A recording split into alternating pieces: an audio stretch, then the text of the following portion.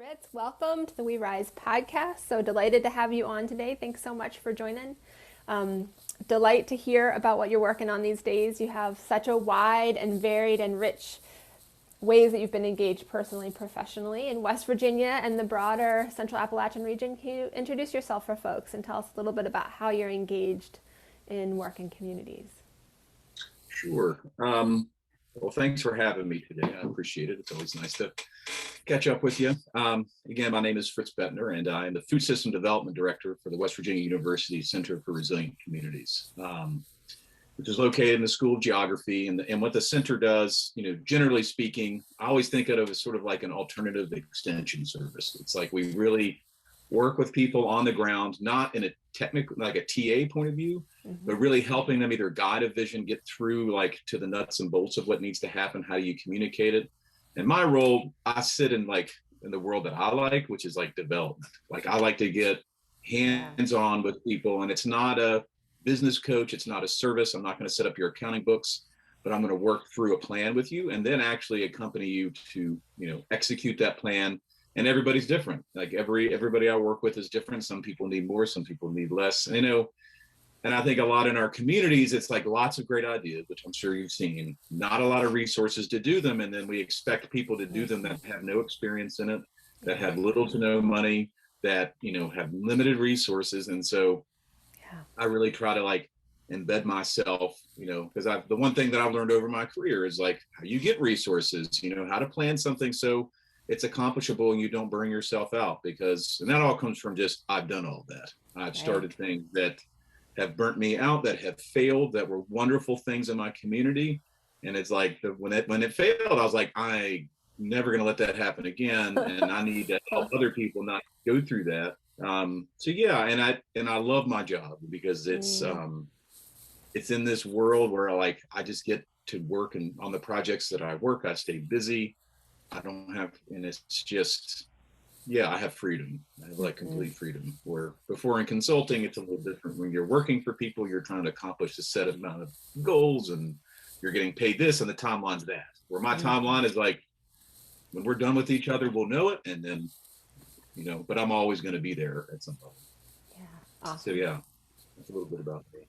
That's great. That's awesome. And when you work with folks, Fritz, are you working with individual people, and what are you helping them do? What are you helping them find resources to do or capital to do, or how are you helping folks make their vision a reality? Sure. And I will, say that the initial projects that I work on are partly my vision years ago. Just a little bit of background, worked at Downstream, owned part of Downstream Strategies, worked there and did lots of planning projects. That's how we met.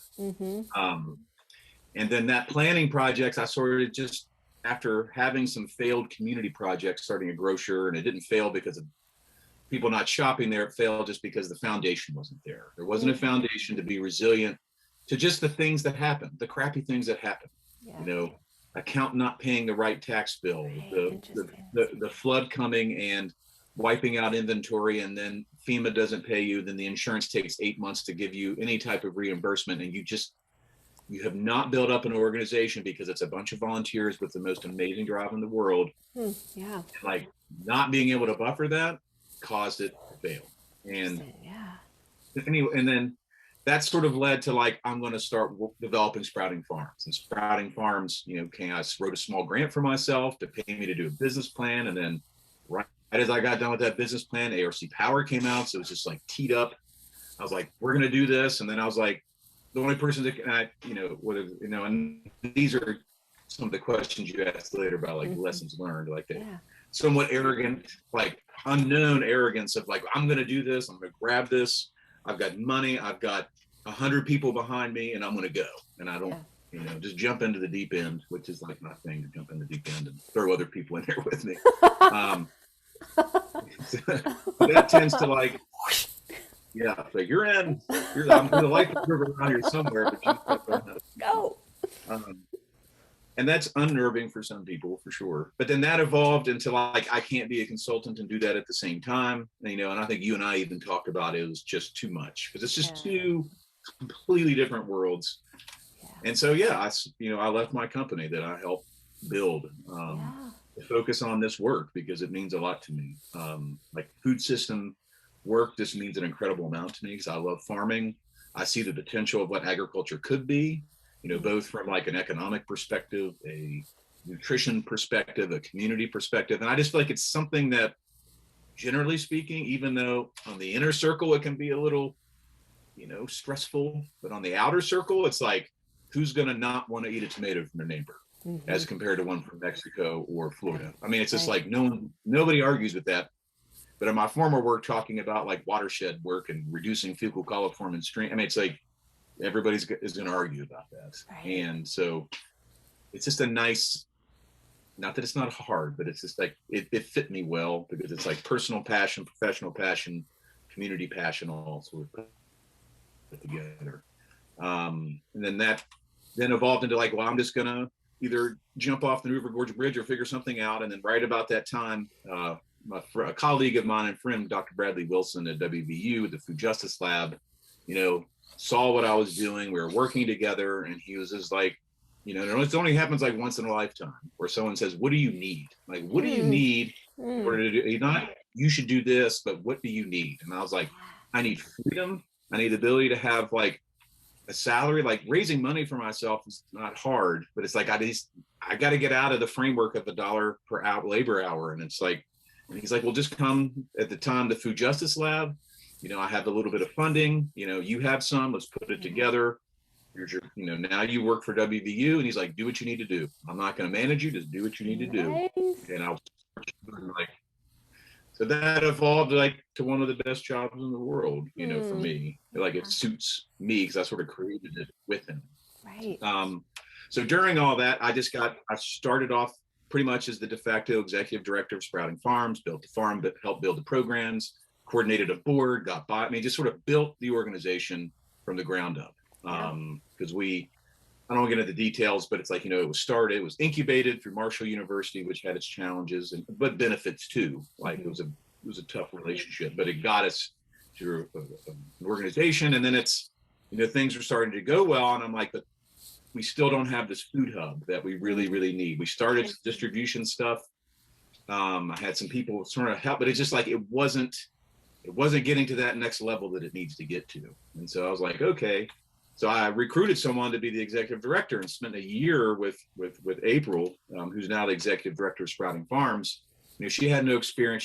She's an RN, and she just impressed me with her like understanding of connecting food system and nutrition and just how we can build a better food system. And I was like, I think I would like to work with you to become the executive director. I would like to, spend whatever time necessary. She's like, I don't know what I'm doing. I'm like, come into the deep end. Come on, jump in. Jump on in. It's nice in here. Believe me, no sharp. And then just really helped build, her skill sets, because there was still lots of work, but not by like teaching and doing training. I was like, there's lots of work to do, like from the book management to developing, like executing the vision. Like we haven't done that yet. Like we're still working on it, and you're here to help build it, and let's build it together. And so I spent the better part of a year, hand in hand with April doing that, and to where it's like, and it wasn't like, okay, your time is over, Fritz. It was just like, they don't need me anymore. It's like I was stopped getting invited to what I wanted, you don't need to be in this meeting. I've got this. You don't need to be with this partner. I've got this. You don't need, I'm like, wonderful. Like, because I don't, and right around the same time, I was like, I want to go focus on the food hub. You sort of have Sprouting Farms, and we're like, yep. And so I jumped, into that really deep, probably even deeper than Sprouting Farms, because it needed so much help, just from an operational point of view, like how to make from a business point of view, from an operational point of view, from a partnership point of view, because I felt the model that was being developed is great. Can you say more about that model at some point? Yeah, sure. And then that just, same thing. I got really entrenched. I mean, I drove trucks. I worked the warehouse. I did whatever needed to be done to move things forward, right? Yeah. And sort of played that director role. And then I went out and hired a general manager, and I recruited that general manager it's Kelsey Abad. She used to work at the Wild Ramp. I had a relationship with her, and it's like, I think you would be great for this. Are you interested in this position? And like, it took 3 months of talking to make, like, very intentional, like, understand, like, I want you to understand what this is. This is not just a 9 to 5 job that's all well and laid out. Like, it's the deep end. You got to be ready to jump in here. And so we spent lots of time talking through that. She came on board about a little over a year ago. Same thing. I just did what I needed to do to work with her. And now it's like I'm being not pushed. I don't mean that in a negative way at all. It's like I'm less and less involved in operations, where this summer I'm driving a truck, I'm doing whatever I need to do. I'm working in the logistics system, but again, sort of training other people how to get there, training the leadership with Kelsey, which was hard. It's like very, very hard because, you know me, I try not to be like, I'm stubborn, and I'm somewhat impatient. That's funny.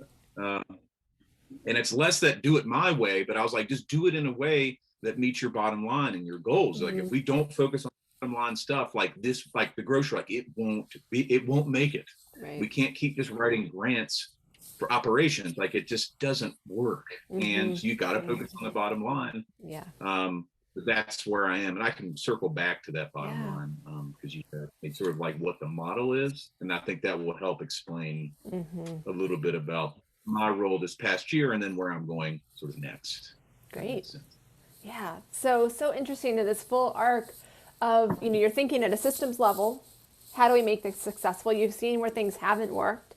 You've intentionally gone out and kind of built the capacity for the entity to grow. And then you've let yourself move to a different means, to move to a different way. So that's a really fascinating way that a lot of people kind of get to that first arc and then they get stuck. So you've been able to kind of springboard.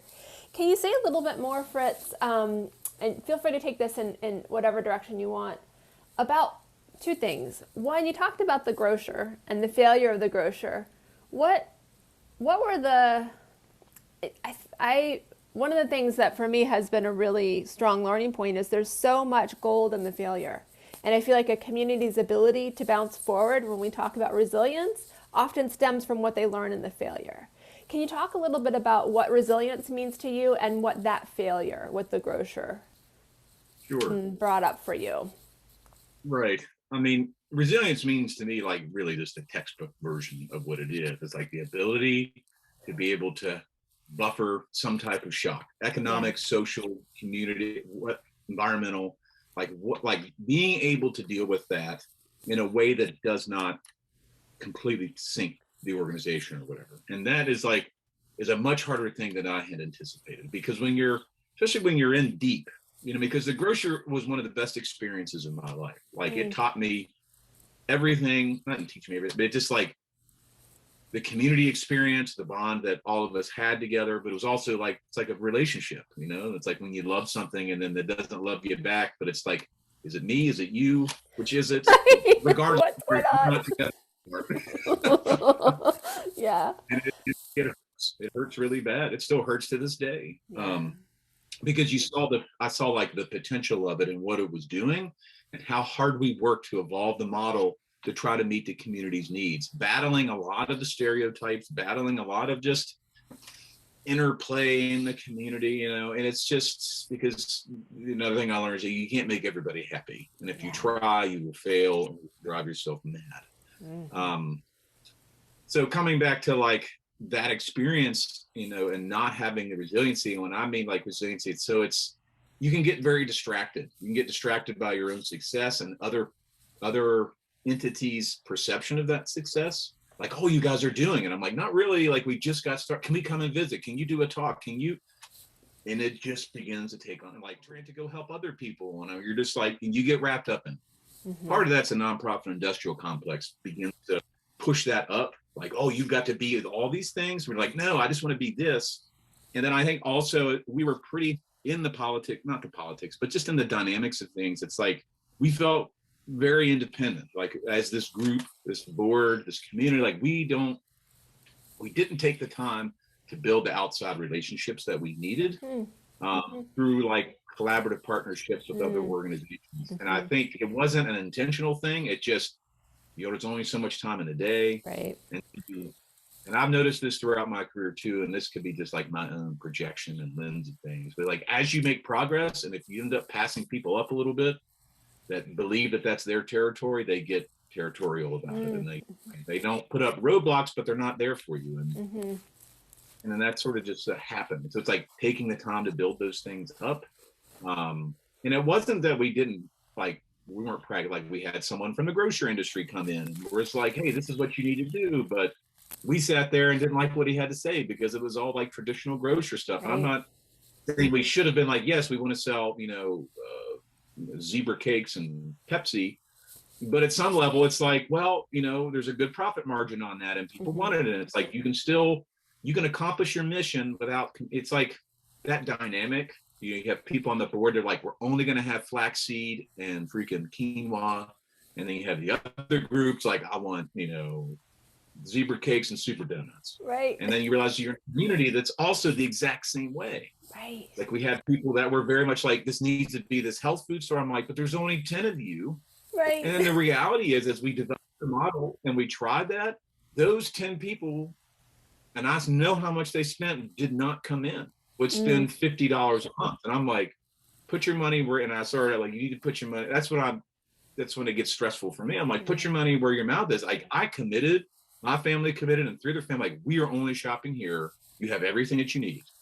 It costs more, but I'm not driving 30 miles. I'm supporting this. And it's like, and every month I was at the top of the list of like my entire grocery bill was there. And so it was like, but only like 2 or 3 other people. And then the other bulk of like the support came from, I would say lower income people in the community, because we did lots of work on like Snap Stretch and like really trying to enable that. Because there's lots of people that was who we were trying to serve eventually, because that was the biggest revenue generator that we had. But that was like super helpful. And then, we had a partnership with a guy that, a husband and wife team that had like a deli. They ran the deli, and that became tough because again, it's like they had a vision of what the grocer was, and then we had a vision, and then there was just these conflicting sort of, you just jump at like the deep end thing. Sometimes you can jump in, and we should talk about this a little bit. Right. How to do that planning and thinking. Yeah, right, exactly. So a lot of interesting, there's the commitment piece, there's the vision piece, there's how to work together, but that's really fascinating, Fritz, about the, how to build relationships and those collaborative networks, which do just take time. And when you get to the end of the day and folks are tired, that it does take a long time to build those. So when you zoom out a little bit, and if you want to say more about the grocer, feel free, or the model for the food hub, but I am curious, you've talked at a couple different models, community, kind of regional, personal. Really, what has helped grow resilience or health or strength the most in the region? Like, what are the real things that have really helped bolster resilience in whatever way you define it, you feel like within the region to help it grow and be strong? Yeah. Well, I'm going to speak primarily from like a food system point of view, because that's just where my life is.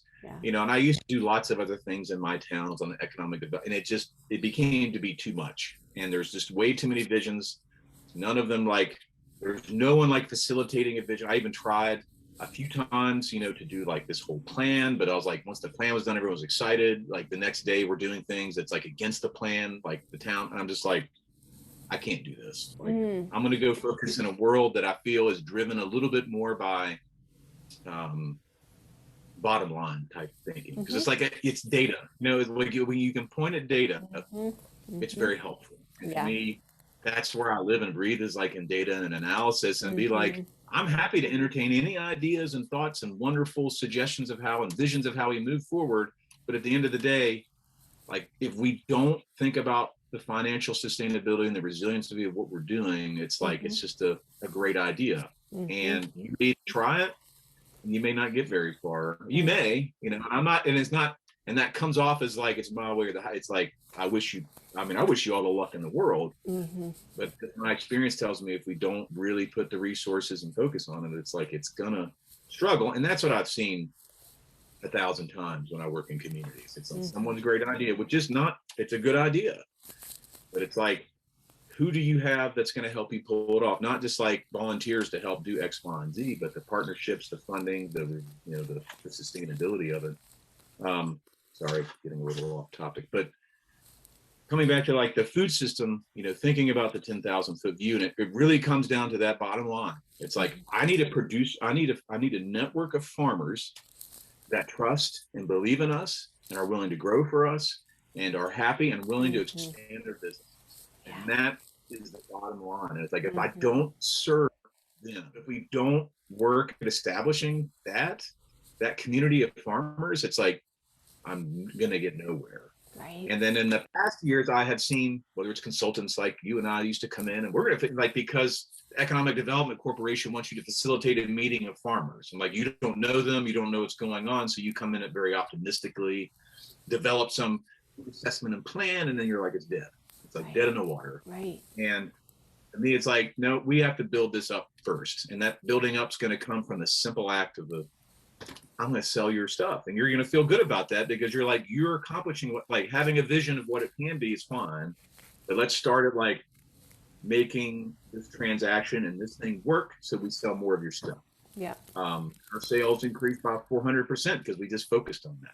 We took big risks in buying product from farmers to resell it, But to me, that's all, like, the risk is there, absolutely. But I feel like it's our job with grant funding, is that's what it's for. It's to mitigate the risk of our stakeholders, not just to enrich, and I don't mean enrich them, but like not just to hold up the organization. Like, we need to be held up too, don't get me wrong, but if we only focus like on self-preservation of like our organization and not of like our constituents or our stakeholders, like, again, it just go down that same path that I learned at Alderson. And so I've seen time and time again with other sort of organizations, and that was the focus. And now we have a group of like total of 130 different farmers across the state, from one top to the bottom. We sold about $700,000 worth of products last year, up from 300 the year before, up from 100 the year before that, and up from 75 the year before that. And so and I've also been in meetings and then I know, and this is like, that I need to have allies that aren't like, I don't need to do the talking, because I come and do the talking. It's like, who is this guy? What is he doing? I'm even from West Virginia, and it's like this distrust, right? Yeah. And I was in a meeting once, and it was a bunch of farmers. It was in Charleston, and there were some really big farmers in there, and they were just like, I thought they were they were just looking at me like they wanted to kill me. And I can just see, I'm just like, well, this isn't going well. Right. And then I just sort of stopped, and then I had a farmer from Putnam County, one of our biggest farmers. This is a historic family farm, sells a lot through us, just stood up. It's like, you need to listen to this guy. Like, he has done wonders for our business. He has sold. And then I had a little farmer stand up and say the same thing. And then like the mood in the room just shifted. Oh, interesting. Then that farmer and I talked. In the end, he handed me a card. We did a production plan with him, and he was one of the biggest farmers in our network last year, and he's going to be another one this year. Right. And that builds the relationship, and then that spreads. So you let your good work do the talking for you. Yeah. And I try not to ever talk. Like, I don't love talking, as you can see, but I realize it only gets you so far. And then our other part of the mission with Turnrow and the Resiliency is the customers. It's the people that consume, not necessarily like only purchase, but consume. So I say we have to make local food accessible to everybody. It can't just be for the 1% or the 5% that can actually afford it. It's like, that was another thing I learned at Alderson. It's like, I can't just sell organic olive oil at $25 a bottle, because it just, people can't afford it. Yeah. We need to have a variety here, or we need to figure out how we're subsidizing, like through SNAP Stretch and other grant programs, because our food system is like the most subsidized thing in the world. It's like a whole other speed that I can give, but that is another thing. And we're going to do that, A, by having good customer service. We're still learning. B, by like working with our, buying partners to understand who we are, what we do, showing up with a good product, like just basic like things you should be doing anyways. And then also think about food access, like one of our biggest partners. And a lot of this comes from, working with April, and then also the Food Justice Lab is thinking about all the food access works. I mean, the Mountaineer Food Bank and other food banks and WVU SNAP Ed and these education programs that get money to buy produce to, give to their participants and do nutrition and all these things. I mean, I just went into a room 2 years ago when I first started Food Hub. They're like, we really want to do more local, but we don't know how to do it. Like, our extension agents out there, we can't. And I'm like, I just raised my hand. I'm like, I'll do it. Like, that's what we do. Like, tell me what it is. And they're like, okay, we got $70,000, plan this out. Here are all these markets. And they're telling me in January, and we killed it. Like, we met it all. We did more than what they said. And then this past year is like $200,000. It's like, I'm like, you keep, and that's helping. And then we do snap strip. I mean, it's like paying attention to over there across the spectrum. Like, I think building those stakeholders up, to me, builds the resiliency up within the organization. And then finally, it's like, I also knew, coming back to the food hub, the Alderson grocer, we didn't build like this network of partners. So that's what we did too. Like, we have a network of 7 different nonprofit and governmental partners that help us make Turnrow work every week. It's not like, oh, we're a partner, we're going to help you do job training. It's like, no, we're a partner. We have a truck. I'm going to pay a driver. I have a cold storage. I've got some farmers. I'm going to work with them. And then tell me how it is that your system works, and we'll integrate. Like, that happens time and time again. And that builds the resiliency up within the organization, because it cuts all the costs down. And then being agile enough or flexible enough to take any, I would say, level or scale of partner and producer. We have some producers that sell 10 tomatoes. We have some producers that sell 100,000 tomatoes. Being able to service those. And same thing to consumers. So you have the individual consumer, we have the business, the school, the hospital. It's like it's hard to like deliver to all those sectors. Like, lots of people, like neoliberal capitalism wants you to focus in and concentrate resources and centralize to cut costs, increase margins. And like, but I'm like, no, I'm putting that system to the side, and we need to start. And people are like, I don't know how you do it. I'm like, we're going to figure this out, because if we just try to become what the main like global food system is, like, we're just going to die. Like, that system does not work for small scale production for West Virginia or Central Appalachian farmers that don't have 20,000 acre farms in the California. Totally. So let's not try to do that. So it sounds to me, like, that's go ahead, Fritz. No, go ahead. It sounds like at the larger scale, that those trust and relationships are key. And it's building those trust and relationships. That's what has allowed the springboard of growth for you to be trusted within farmers and growers across West Virginia. The flip side, it sounds like focusing on customer service, the bottom line, financial well-being has been really key to make sure that if you're using grant funding to be able to support the edges, but not to drive the effort as a whole. And then it also sounds like, you're able to work with really small scale producers and large scale producers. You're able to meet, different scales of consumers. So you're adapting and changing and meeting the needs, but you're not trying to fit into some mold that's pre-existing in terms of the global food system. So really a lot of innovation, adaptability, but really coming back to the bottom line. Sounds super smart to me. Turnrow is the food hub. The Turnrow, right now exists as a brand. And it was, as you're developing what this is going to be, you just can take several different paths. And so Turnrow was sort of born from sprouting farms. We had a food hub called Greenbrier Valley Grown. We were just sort of focused on our own little region. But again, it's like there aren't enough markets here to sustain this. And then a friend of mine, Ben Gilmer at Refresh Appalachia at the time, was doing the same thing over in the Western. And we're like, hey man, let's get together and let's just like coordinate and start building this thing. So, but instead of like going out and spending a year trying to develop an organization, like, let's just do it by doing work. Let's do it. Let's build this up through just the transactional relationship and get our systems in place. So there's actually something to talk about. And actually something to plan to. And so the first thing we did is go hire but none of us are marketing people. I don't design logos. And I went to a great marketing firm in Charleston, 84 agency. I was like, this is who we are. And they did an amazing job to say, here you go. Here's this whole brand. Here's the messaging. And just like, it doesn't matter to anybody whether you're an entity or not, you're Turnrow. Yeah. And we designed it so just like state boundary oriented, like we didn't call it the West Virginia Mountaineer Food Banker. I mean, it's just like, we just created something that was in a regional context and it represented something. And then that grew, so we added more organizations. It's, Grow Ohio Valley is part of it, out of Wheeling, Garrett Growers out of Oakland, Maryland, New Roots Community Farm out of Fayetteville. All these people like come up, they're like, we like what you're doing, like, how do we integrate? And it's not just like, okay, we'll integrate. It's like, here, like, well, I'm like, what do you need? What resources do you have? And so I would do the job of sort of stitching people together based on what they had and what they wanted to do.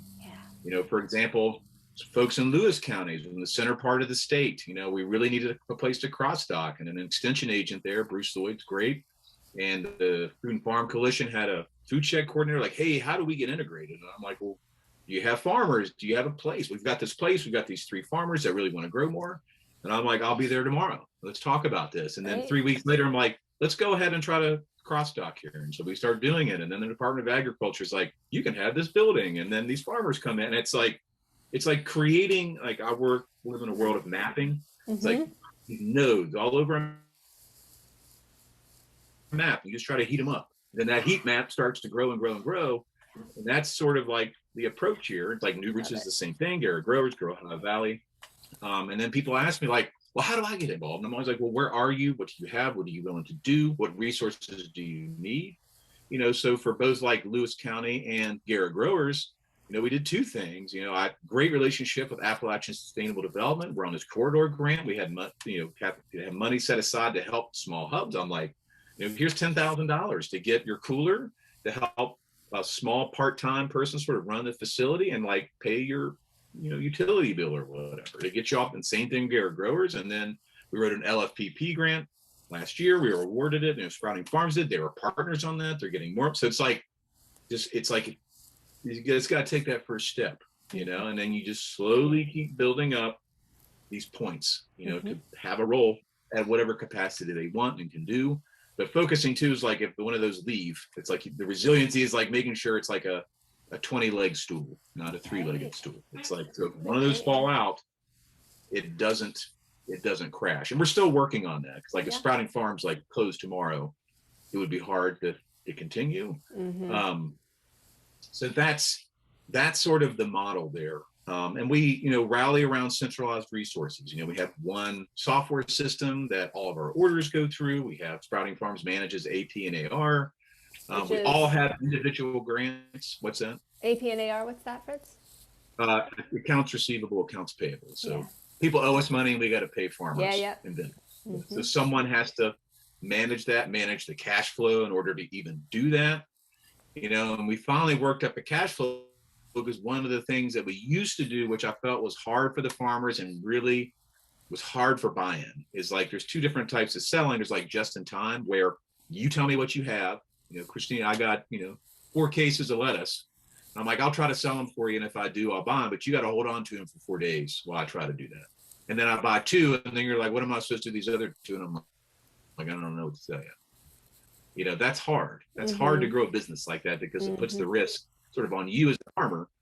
So in wholesale, we're just like, you have 4, I'll buy 4. Especially if we have all these production planning like plans, and if I planned with you and I told you I was going to buy 4 cases each week if you do this, like we do it. And then it's up to us to move it. And so that then sort of helps you as a farmer mitigate that risk, understand like what's your business, like how to manage that. And so it's not, because in our food system, all the risk is on the farmer, completely and utterly on the farmer. And then it's heavily subsidized by the government. And then it's heavily capitalized by freaking crazy loans. And then you get in debt. And then it gets like, again, that's a whole other speech. But it's like, how do we not? It's like, how do we not do that? And it's like, farmers are like, tell me what you want me to grow. Tell me what you give me and when you want it. And it's like, you just listen to that. I'm like, I can do that. Like, that's what I'm going to do. I'm not going to do anything other than that. Like, but in return for that, you got to do what you said, which is produce a good quality product, do it the way that I want you to do it, which is not Fritz wants you to do it, how the world wants it, which is like in a box. You want a cucumber this big, you don't want it this big or this little, you want a squash this big, not this big. It's like standard sort of practices of growing.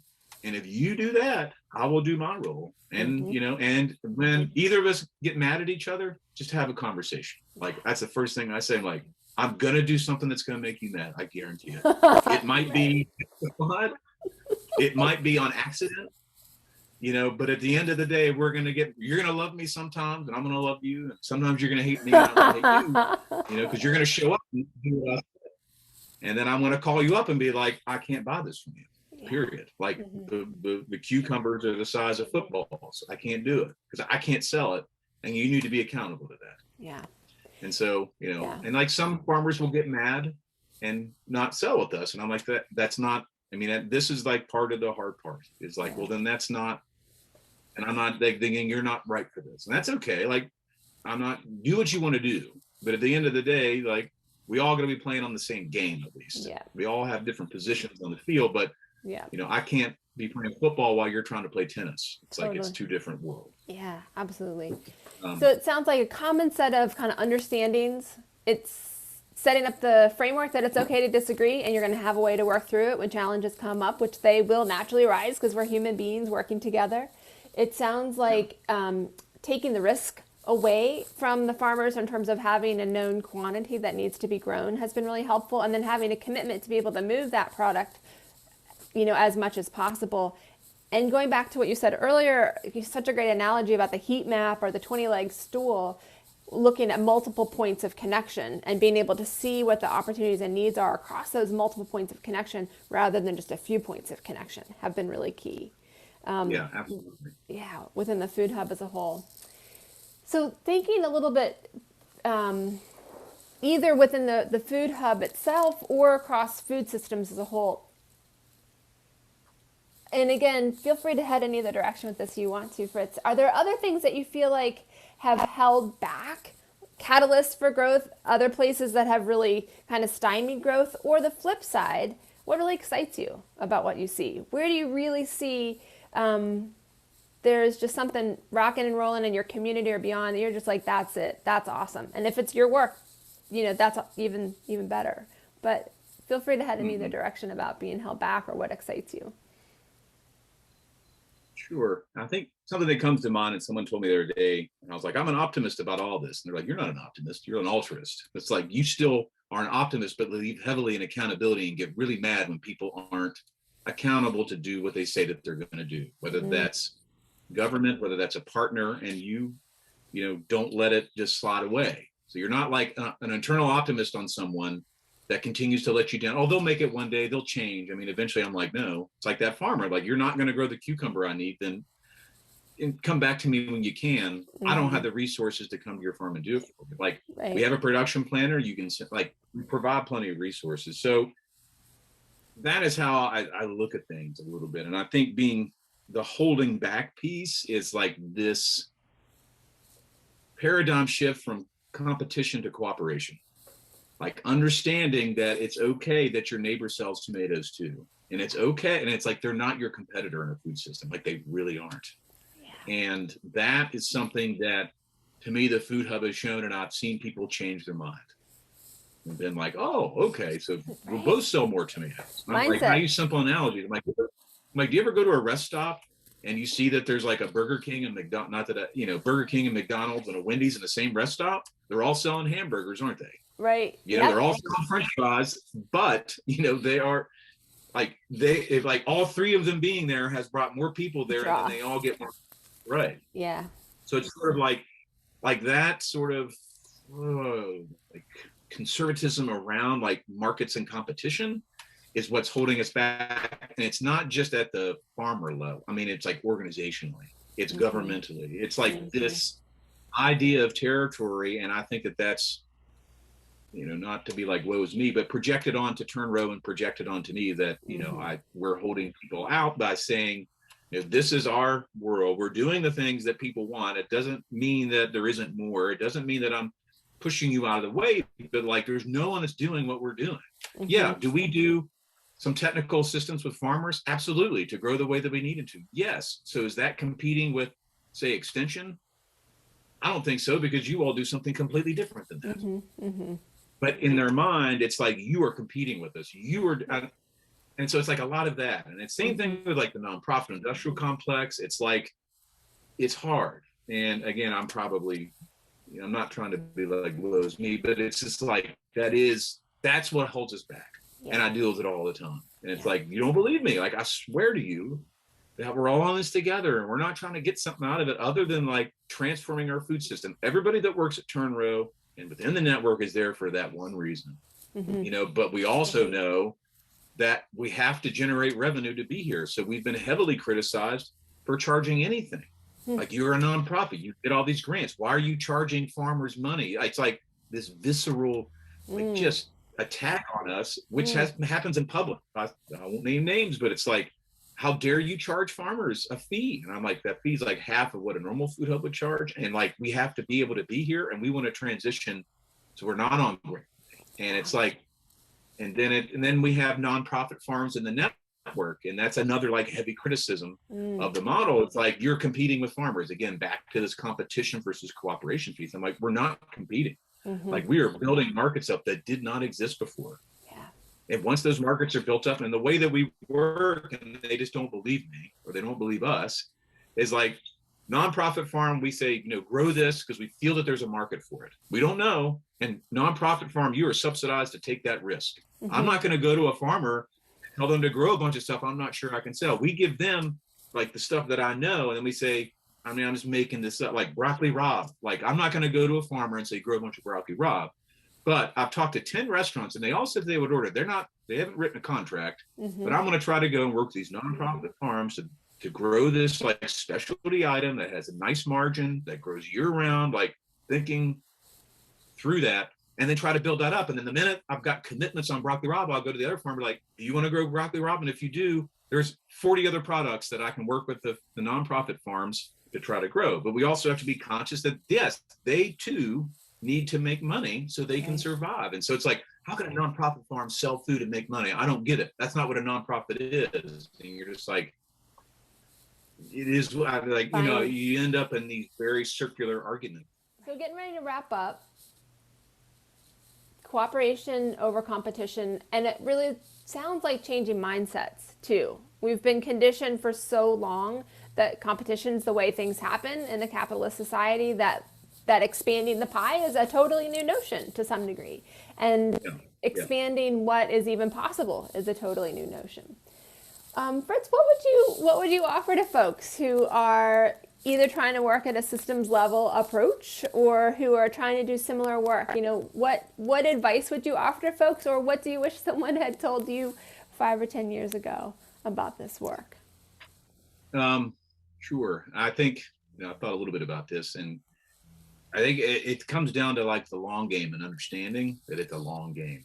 Yeah. Like it's interesting. I've worked with some partners and stuff, building out a timeline, and it's sort of like a food sovereignty vision for Appalachia, and like, what would it take to get to a place where the food system is flipped and there's equity built back in? Like, what do we need to do? How long is it going to take? And you start mapping it out, and I'm like, there is 100 years worth of work to be done. It's like, people have a notion that we can turn something around in 10 years that we spent 100 years sort of messing up, or like, it's going to take time. And that doesn't mean that doesn't mean there isn't progress. And that's like, I don't think like, and I even had like a 40-year plan, like I'll be long gone by the time we even get to a place where I think it can start to change. I love it.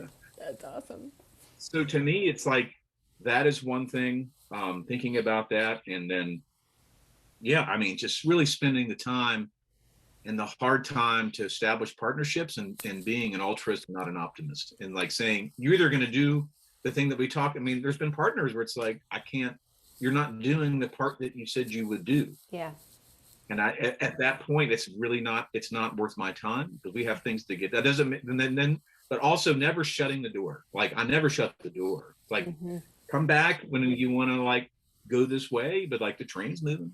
And again, it's hard because some people want everyone to be included. And I'm like, it's a long game. It's hard. Always keep the door open, never burn a bridge, always have on-ramps at multiple scales into whatever it is that you're doing, and just feel good about it. And that's, I want to end this on, somewhat of a positive note, because I felt negative over there, but like, that's what excites me, because I see it's not the work that we're doing that's changing. It's the work that we are all doing without having some master plan about it. It's like this organic evolution, because it's based on sort of like a holistic approach. It's like, we've got to take care of everybody and really work hard at multiple scales. Think about our ecosystem, think about the environment, think about people, really focusing on, it's a little cliche, but like that triple bottom line of things. And that needs to be integrated into what we do. And I see that working both financially, I see that working, at a community level, and I see that working at a partner level. When the person, the Mountaineer Food Bank, the director, says to me, he's like, I want to work myself out of a job, and one way I can do that is by focusing on local food and building incomes for farmers in the communities that we are serving.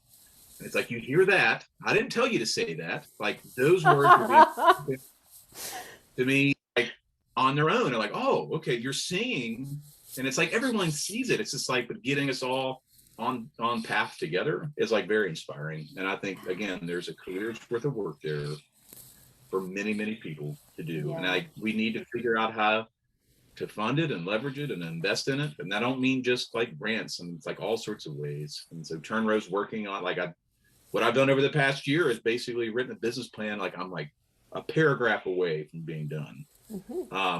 That shows the pathway. And I didn't create it on my own. Like, I spent the time talking to all the partners, talking to the staff, analyzing the numbers, looking at market conditions to come up with like a guidepost of like, this is how we can make our way to sustainability. And so it's sort of the working, fly on the plane, building it at the same time. I don't know any other way. Yeah. Really. Yeah. But connecting and also being willing to adapt and change and see what works and doesn't work, and being willing to let go of what doesn't work. That's, I think, really, a lot of folks hold on to what doesn't work for a long time until it drags them down. So that's really, key, it sounds like. Anything else, Fritz? Any other ideas you want to share, or lessons learned, or things that excite you that you want to share with folks? No, I feel like I've sort of put it all out there. I think it's, like I said, I think it, and I mean, just looking at from like if you just look at it from like the different stakeholder types, from people, planets, and profit, it's like even looking at the planet and thinking about the future of climate change and what impact it's going to have on our food system. So I start to look that direction really hard, and understanding like we're in a serious trouble when California's, climate change is going to be drastic. Yeah. And when 90% of our food comes from there, it's like, what are we going to do? And what's Central Appalachian's role? Not just in like money made, but like in making a food secure nation. It's like, I'd see it. Like, we have to think of we need to be thinking about that right now, to where Central Appalachia can produce as much food to feed the population as possible. Yeah. Because right now it's all concentrated in these areas, and it's, so there's lots of, like I said, lots of interesting work that can help make a better society, I think, for all of us. And food systems, I'm deep in it, because I feel like if we can figure out how to change the food system, a lot of the other system thinking, whether it's our healthcare system or education system, can begin to adapt and evolve a little bit on lessons that we're learning. But food's just an easier one because we eat it every day. We do eat it every day. Totally. And I love that you're thinking about a food secure nation. That's awesome.